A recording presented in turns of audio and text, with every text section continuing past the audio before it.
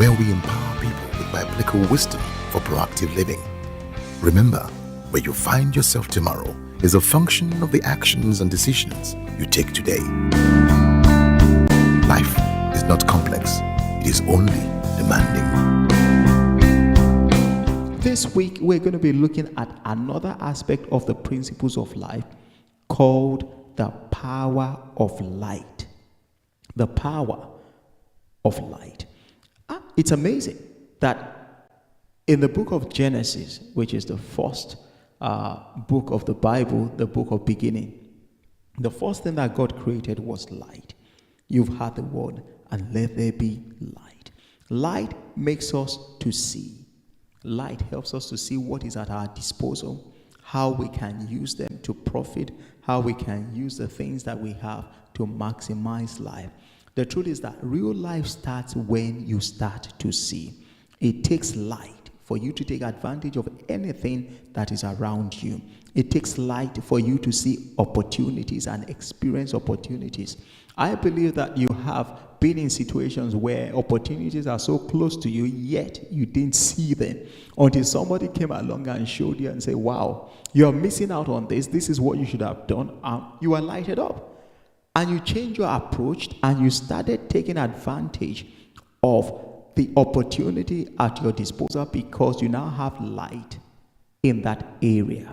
I've seen situations where people were throwing away treasures because they didn't understand it was treasures. They thought it was trash. So they just saw it as this was rubbish. It was just occupying a space. Let's throw it away. Then somebody came along and said, wow, why are you throwing this away? They say, it's rubbish. He said, no, this is not rubbish. This is treasure. You can trade with this to gain profit.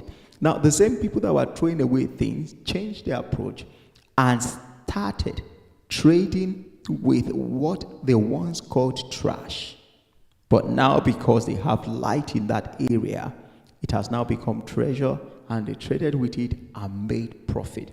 And this is the situation with some of us. The problem is that we don't have a problem. The problem is that we can't see the solution around us. And that is the real problem. That is the real problem. And this means that, we can only seize opportunities when we see them. If we can't see them, we cannot seize them. That is why we have to see. That is why we need light. Remember, light helps us to see. Someone may say that, why light? It takes enlightenment for development of any environment, any career, any business, any life to be developed. We need light for development. We need light to make things to happen.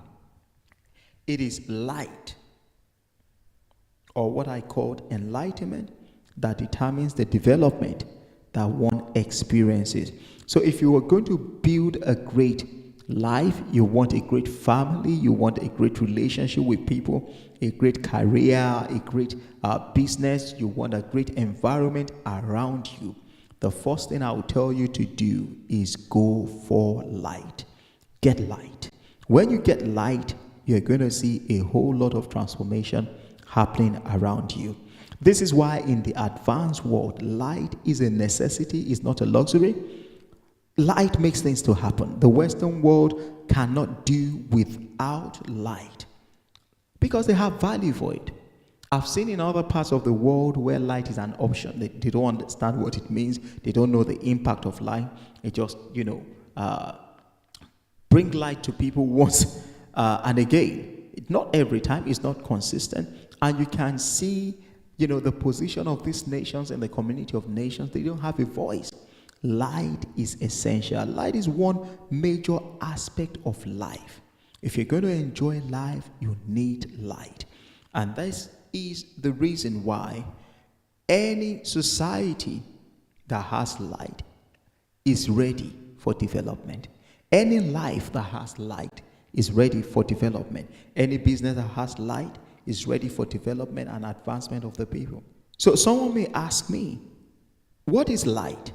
Light in this context means adequate knowledge, sufficient knowledge, real knowledge. It is gaining an understanding of what you desire to know or seek to know. As man grows in knowledge, so does he grow in his development. It takes knowledge to transform the natural resources around us to finished products for the benefits of all. True knowledge, in its own sense, places responsibilities for engagement on individuals, on societies that are lighted. Our beliefs, our activities is knowledge driven. Our lifestyle is determined by our knowledge. That is why I love what the Bible says in 3 different places. The number one thing he said was that one, he said, through knowledge shall my just one be delivered. He said, when you know the truth that you know will set you free. Then he said, my people perish for lack of knowledge. So everything that has to do with freedom has to do with knowledge, adequate knowledge, sufficient knowledge. You need to have knowledge to experience true freedom in life. One aspect of knowledge is that it broadens the mind, it expands the mind. It makes you to see things from another channel. If I ask a group of people, if I hold out, an apple fruit and say, okay, what do you see? Some people will tell me the only thing they see is a fruit. Some people will tell me that the thing they see are drinks. Some people will tell me it's food. Some people will tell me, they see a business. Some people will tell me that they see a plantation. It depends on what they see. We cannot maximize what we don't see. Our opportunities are tied to what we see. And if we can see more, then we can do more. There was an agricultural chemist in America named George Washington Carver. This man discovered 300 ways of using peanuts and 100 of ways of using soybeans and sweet potatoes and other things in his lifetime. He could do that because he had light in those areas. So we cannot maximize life if light is missing. And if light is missing, then we have to know why light is missing. If you don't know something, you don't know it. And until you know it, you don't know it. If light is missing, if there is no light, it means that there is ignorance. Ignorance just means the absence of light. Ignorance comes in 2 major forms. Ignorance comes when there is no knowledge at all. If people don't know what to do, they are blank. I've seen some documentary on TV, and it makes me to think. I've seen a particular nation, I'm not going to mention the name, where the government of that nation is against the people gaining access to information, gaining access to knowledge. Anything that will be a transmitter or something that receives information from the outside world is very dear in that nation, very expensive. So people don't go for TV sets, people don't go for computers, people don't go for any radio because it's expensive. They, in that documentary, they did show, electronic stores, and you could see how empty they were because it would take a lot of money for you to have a TV at home. So why spend that money when you can use it to live life? Now, in that society, things were being rationed, and you could see that these people were in darkness. And when there is darkness, which is the absence of light, which means ignorance, there will be oppression. You could see that these people were being oppressed. At other times, I've seen documentaries on TV and read in the news where, the newspaper will tell you that another set of people have been discovered, that they didn't know that they were there before, they didn't know that they were existing. And when they show these people, you could see them still, have aprons, leaves as their aprons, and the way and the quality of life is different. They are just way away from development. They are just far from it. Although we're in the 21st century, going to the 22nd, you could see that these people are not living and enjoying life the way they need to. They don't know many things. They are not exposed to many things. They are still living, if I may say, like cavemen and cavewomen. Not because it's not available, but because they are not there. They are not knowledgeable. They don't know what is happening. They are outside. This is what ignorance does. The second type of ignorance is called neglect. That means you know what to do, but you're not doing it.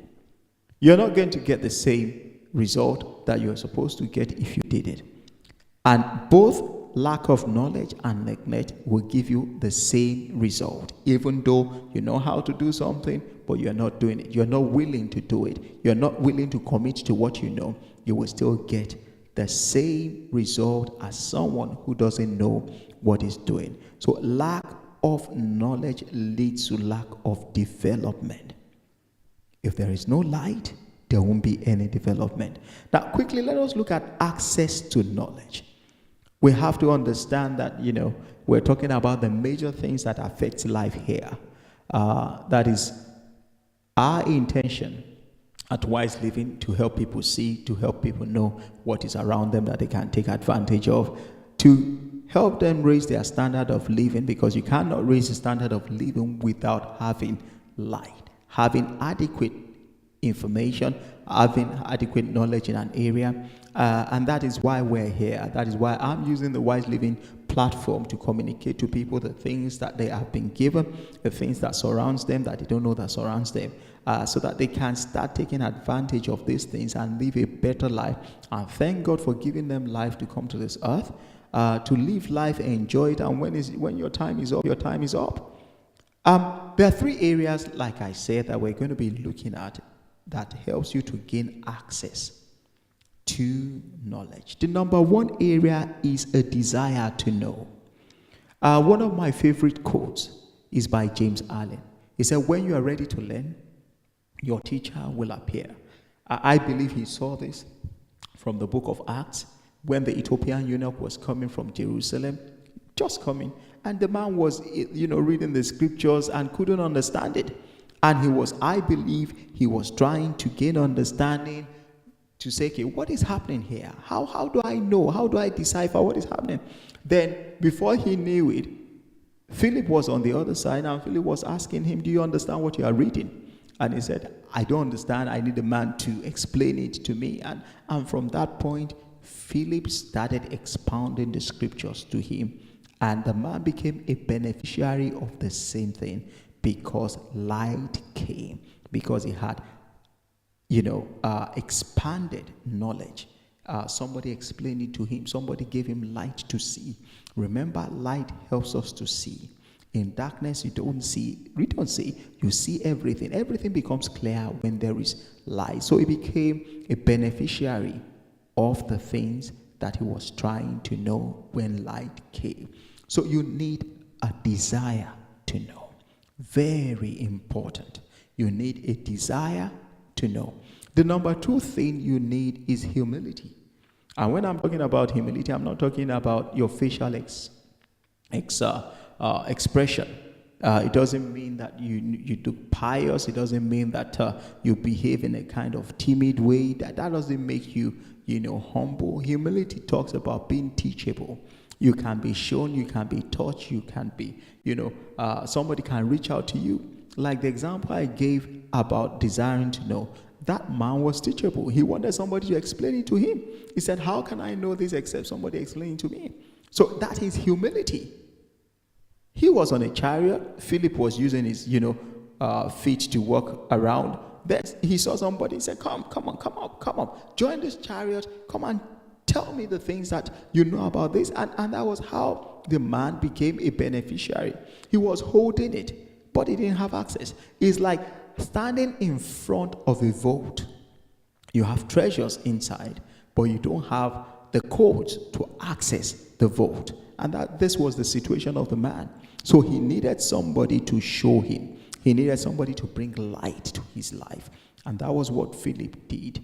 And he had light and could gain advantage of the things that he had. The number three thing that we're going to look at is a hunger.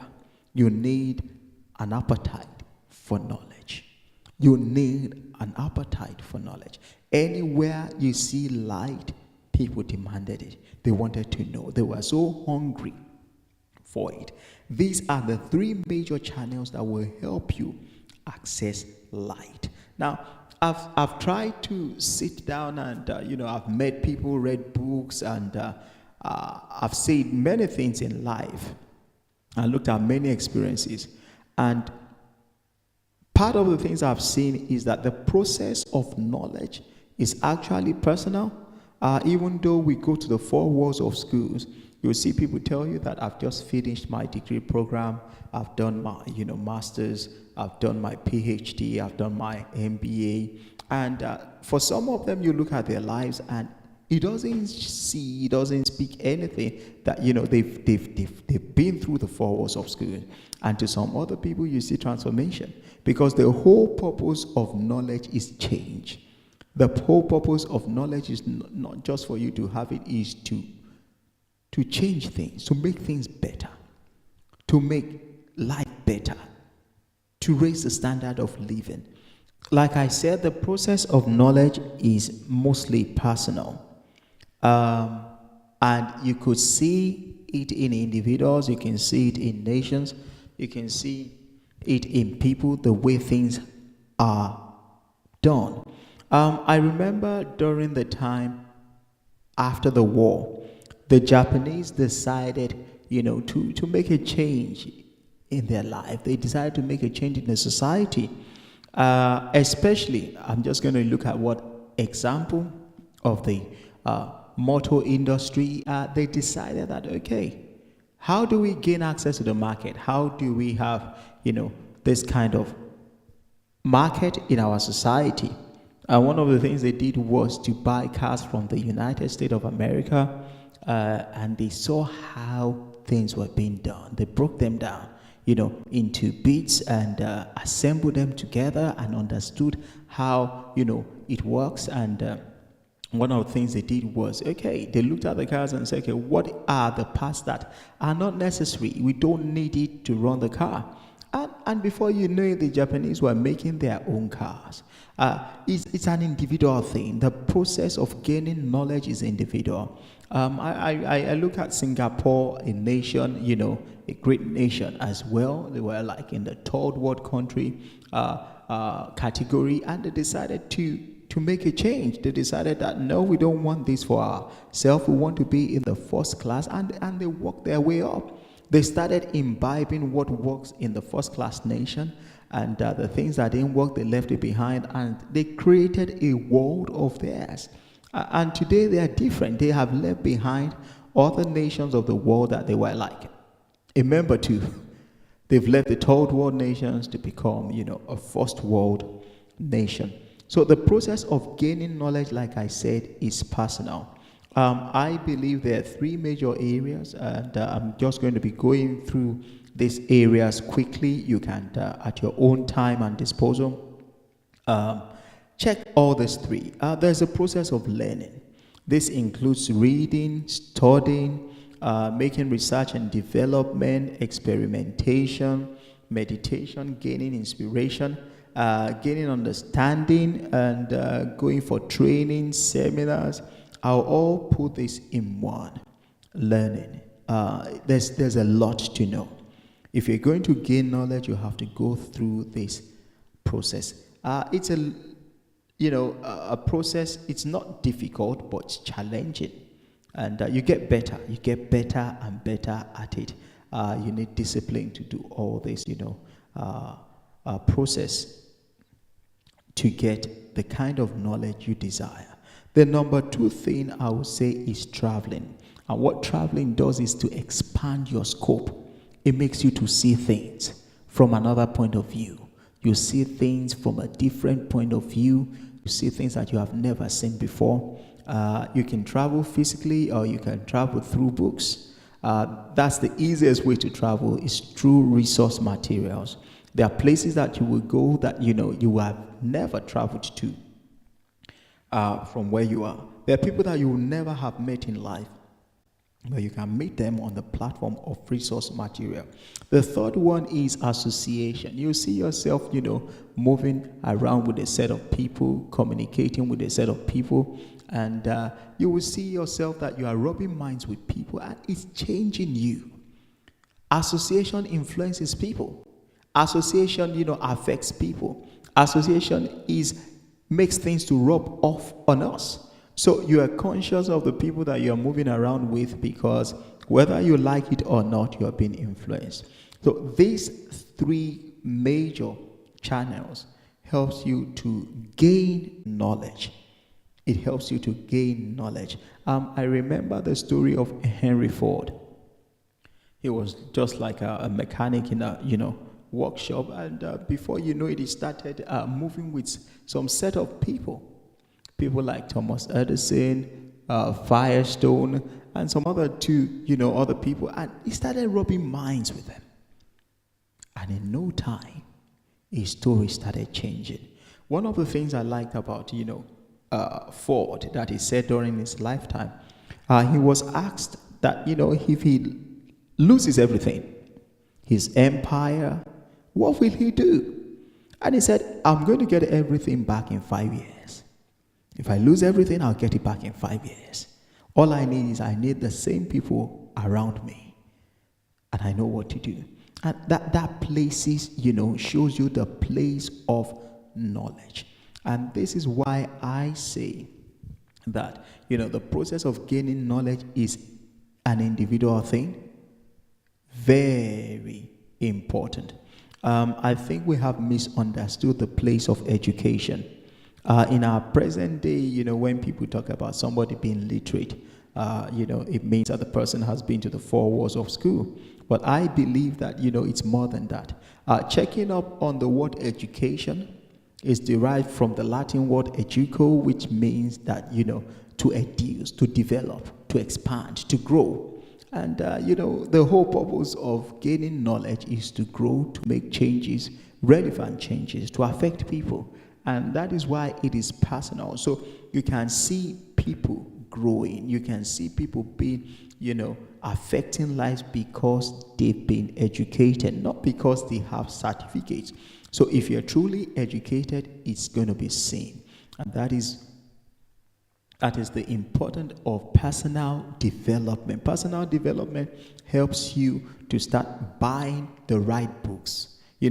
After being to the four walls of school, you will see that when you come out, some people don't engage in, expanding their knowledge base, expanding, what they know. But you will see yourself that if you want to grow, you will start buying the type of books that will help you to know what you really want to know.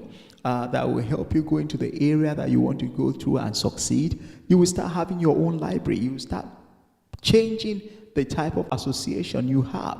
You will start thinking differently. You will start getting resource materials that has to do with your field, has to do with the family you want to see, has to do with the kind of career, has to do with the kind of environment you want to find yourself. And this is when you have really start acquiring knowledge. Your lifestyle will change. Your association will change.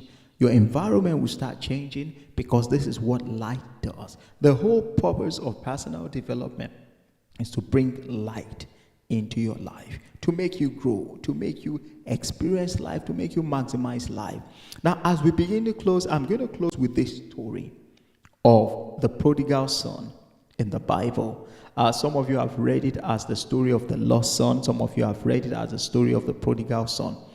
It's an amazing story. And I'm just going to do a quick rundown of what you have read before. Then we start to dissect it little by little for us to gain knowledge and to see how knowledge changes people, changes environment, changes what we do, changes our lifestyle, determine the kind of personality that we have.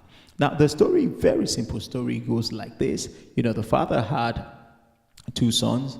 The younger one requested for his inheritance while the father was alive, got his inheritance, went away from home, squandered it, regretted of what he did, and he came back home, repented and told the father, can he accept him as a servant instead of a son? Because he has experienced what hardship is outside and he knows what it means to enjoy life. And, he came back home and his father accepted him as his son, celebrated him. And, the elder brother was angry that why accept, this kind of person after everything that he has done. He's wasted your resources. He went away from home. Why are you, celebrating him? And the father came to him, told him not to get angry and told him to come and celebrate with them concerning, the brother that came back home. Very simple story. I want to start with the father. There are three major characters in this story. You have the father, you have, the two sons, and you have different experiences. The father was a well-informed man, well enlightened. You could see light around him. You could see that he had a prosperous home. He had people working for him, well catered for. He had things going on for him. He had friends around him. The father was a mature person. You could see maturity when his son asked for his inheritance. He knew that the son was of age, and he knew that the son could not handle what he was asking for because he doesn't have the knowledge to work things out. Yet he gave it to him because there's a lesson to learn. There are things to tell them. There are things to share with them. Very matured man. And the man was informed. The man, during the time one of his sons, the younger one, had an experience with farming. The environment wasn't right. There was hardship. This man did not feel it. He didn't know that there was anything happening. He had abundance. All true. And this was what the son said himself. He said, if I go back to my father, there's enough to eat. I don't need to be doing this. I don't need to be doing this at all. Now, it showed that this man knew what he was doing. Anytime you see someone who is successful and the results are consistent, there is knowledge, adequate knowledge at work, sufficient knowledge at work. This man was a man well informed, like I said. Things were happening for him. The man was like, a Joseph of his time, where there was famine all around the world, but when you came to Egypt, it was a different ball game. The man was prosperous. The truth is that when you know what to do, you gain confidence in life, and you even know the outcome of your result, what to expect. This man was a blessing to people. The more light you have, the more life you can touch. He was a light to his own generation. He was a light to the people around him. Light makes you to have good influence, on people. And this was what the man was all about. The father, well-informed, matured man, prosperous, had people working for him, had friends, and, never experienced hardship. That is what the story shows us. And this is what life is all about. Now, if you look at the elder brother, he was just a follower. I would say the elder brother was ignorant. He didn't know his right, because if you look at the story very well, one of the things that the father did was that when the younger one requested for his inheritance, he shared the inheritance, but he never gave to the brother. Because there are things that if you don't demand, you don't get. If you don't ask for it, you never receive it. Even though they're yours, even though it belongs to you. Like I've said before, if you have, a vote in front of you, but you don't have the codes to access the vote, whatever it is that is in the vote that belongs to you, you cannot access it because you don't have the keys. And this was what the situation was with the elder brother. You could see immaturity in his life. He lost his younger brother, went away from the house, had, some bad experiences, came back home, and, people were celebrating that, wow, this brother came back home, and, although he messed up, but he's back home, things can happen. But this elder brother will not take it. I once gave an example to someone. I said, okay, somebody picks up your car, a relative picks up your car, and there was an accident. Now, what are you going to ask about? Are you going to ask first for the car, that what happened to the car, or you're going to ask about the life of the person? Now, a mature person will first ask, what happened to the person? Forget about the car. The car can be replaced. The life cannot be replaced. But the car can be replaced. You can see maturity in the elder brother. Thirdly, what you can see is that, one, he never had, a heart to venture, to attempt things, to go out to explore. he wasn't there. He wasn't there. Number 4 thing was that, he was not satisfied inwardly. He told his father during that situation, he said, I've worked for you for years. You've not given me anything to share with my friends. He was not satisfied, but he was pretending to be, satisfied. He didn't ask. And the father said, all that I have, is yours. You could have asked for these things. You are expecting me to give it to you. You didn't use your initiative. And this shows you the place of immaturity, the place of, somebody not satisfied, the place, when somebody is ignorant of the things that where he is, but doesn't know that, there he is. The third character I'm going to look at is the son, the prodigal son. He was partially a student, but majorly a follower. He didn't know how things happen, but he knew that things happen. This was one of the reasons why he asked for his inheritance in the first place, thinking that, okay, if you have it, you are made. And he didn't understand it. And that is why, it is not what you are given that makes you. It is what you do with what you are given that makes you. You don't venture out without being resourceful. You're just going to have a lot of trouble. And this was what happened to him. You have to understand what you're given. I've said time and again, having a smartphone is one thing, having a computer is one thing, knowing how to use both is another thing. The computer will only give to you according to your knowledge. The same thing with a smartphone. There are different applications, but they will only give to you according to your knowledge. So you have to discover how things work. You have to discover, you have to know it for yourself. Now, if you lack knowledge, then an adult can become a child. A man can become a boy when there is no knowledge. But when there is knowledge, a child can become a man.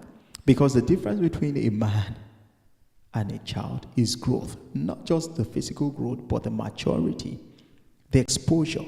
I believe this is why Paul the Apostle said, when I was a child, I spoke like a child. I understood like a child. I did things like a child. But now that I'm a man, I speak differently. I do different things. I think differently. And this is where knowledge comes in. When light comes in, change comes in. When light comes in, things will start to change. I believe that the things that you have had today is going to add value to your life. When light comes, you'll start to see that the way you do things will change because there's clarity. You will start to see yourself getting things done. You will start to see yourself defining your relationship. You will start to see yourself defining what comes into your life as in resource materials, the areas that you go, and this is what starts changing your life. Defining a new lifestyle, you'll start to experience another life that you never knew existed. I believe that the things that you have had will help you a long way if you give attention to them. When you become a man and a woman of knowledge, you start having value for knowledge, you start having value for resource materials, you start dedicating time to grow, dedicating time to read, dedicating time to study, dedicating time to think. This is a very important thing in the school of personal development. This is another principle of life that will ensure that you maximize life and live life to the fullest. When there is light, there is life. You maximize life, you enjoy life. As you go into this week, expect the best. Do the best that you can. Think positively, work positively, have another approach to life. Learn, associate with others, and share with others the things that you know. I've always loved this quote by Thomas Jefferson, one of America's ex-president. He said something. He said, a candle does not lose its value by giving light to others. The things that you have learned this week, share with someone. The more you share, the better you become, the better you understand, the better you know, and you are not losing anything. I've said time and again that no matter how many times you share the truth with someone, it does not diminish. It still remains the same. So we're not losing anything. And we want to affect people positively. I believe that you're going to have a great week this week. Be a blessing to others. Thank you for your time. God bless you. We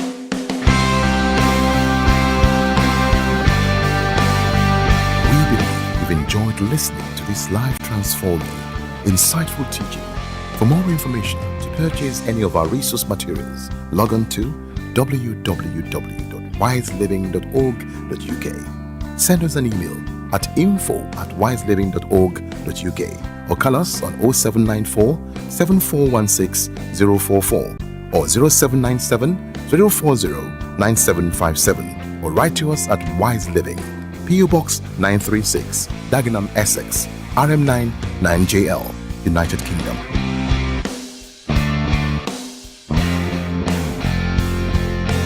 Wise Living, changing your world and the world by today.